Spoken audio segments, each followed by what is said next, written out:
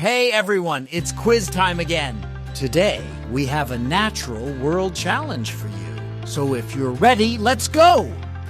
What is the process by which plants make their own food? A. Photosynthesis. Which of the following is not a type of precipitation? B. Wind. Which gas do plants take in during photosynthesis? A. Carbon dioxide. What is the largest mammal on Earth? B. Blue whale.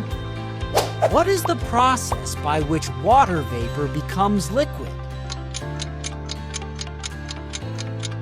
A. Condensation. Which of the following is a renewable resource?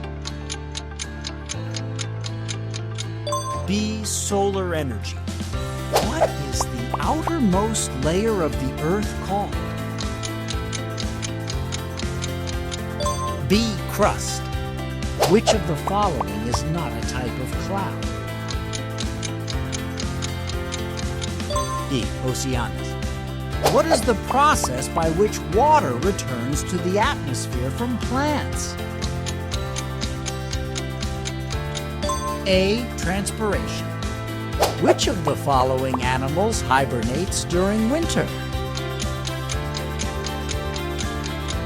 A. Bear. So, how many did you get right?